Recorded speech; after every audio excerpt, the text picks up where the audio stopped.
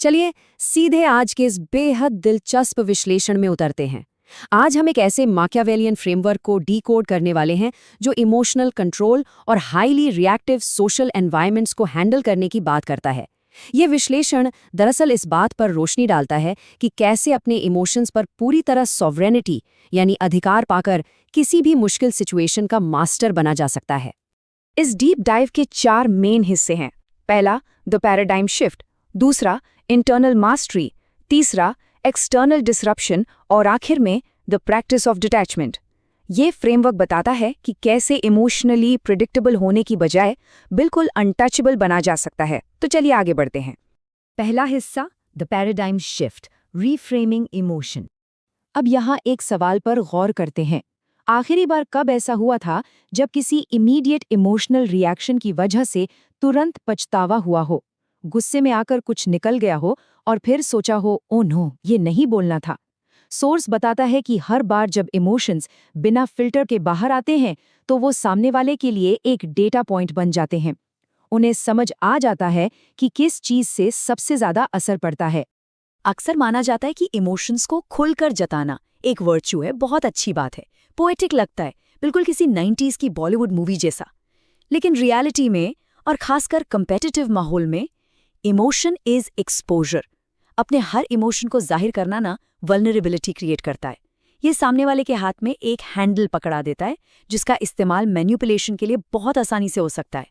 जो इंसान जितना ओपनली फील करता है वो उतना ही प्रिडिक्टेबल और मैनेज करने में आसान हो जाता है।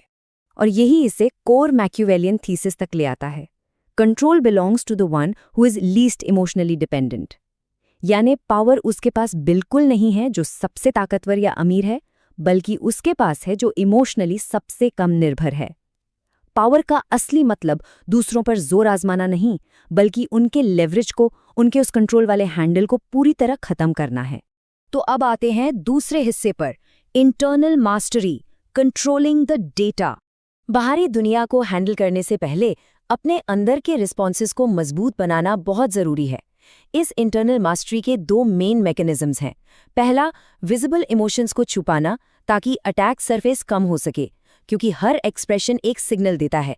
और दूसरा मैकेनिज्म है ज़रूरतों को ख़त्म करना ताकि एक नॉन नेगोशिएबल पोजीशन हासिल की जा सके।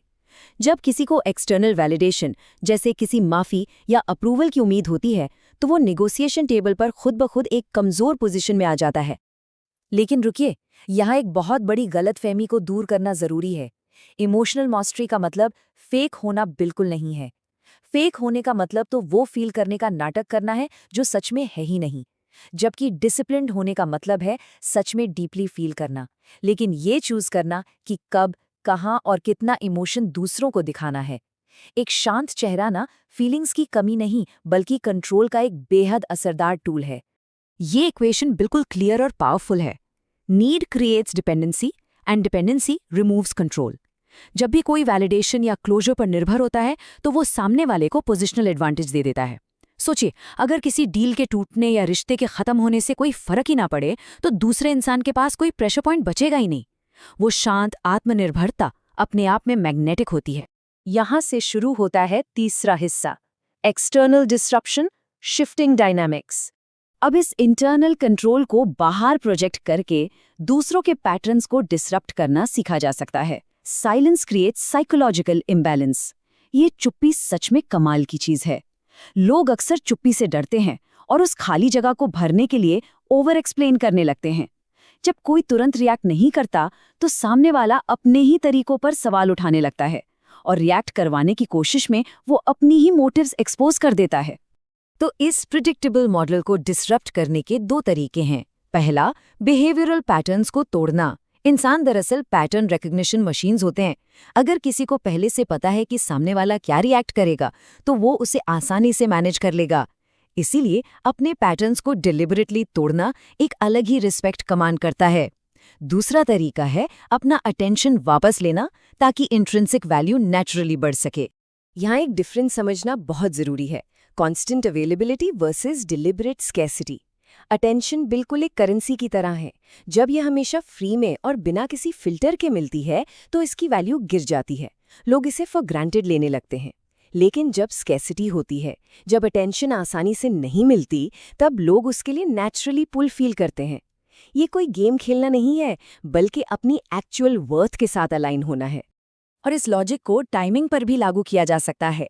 एक तरफ है इमीडिएट रिएक्शन, जो स्पीड और अवेलेबिलिटी दिखाता है, लेकिन साथ ही ये भी सिग्नल करता है कि जब सामने वाला चाहे तब इंटरैक्शन हो रही है, यानी इमोशनल कंप्लायंस।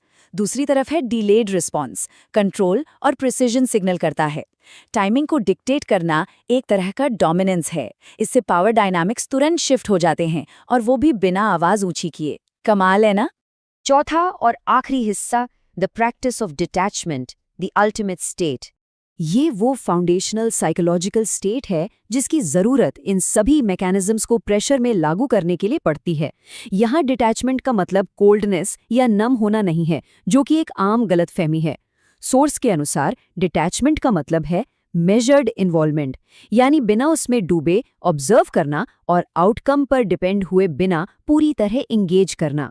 ये एक ऐसी स्टेट है जहां बाहरी अनकंट्रोलेबल चीजें किसी की पीस ऑफ माइंड को हॉस्टेज नहीं बना सकती हैं।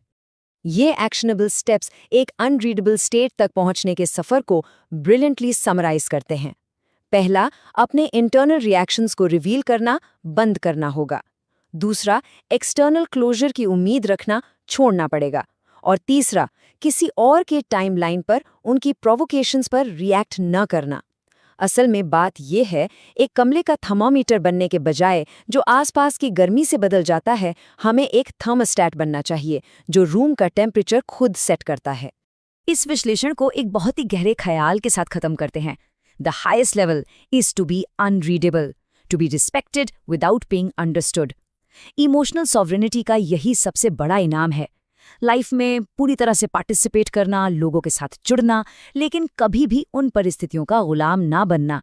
ये वाकई सोचने पर मजबूर करता है कि क्या लोग सच में अपने इमोशंस के मास्टर हैं, या इस फास्ट पेस दुनिया में कोई और उनकी डोर खींच रहा है। इस डीप डाइव से मिली इनसाइट्स सच में पावर को एक बिल्कुल नए नजरिए से देखना सिखाती हैं।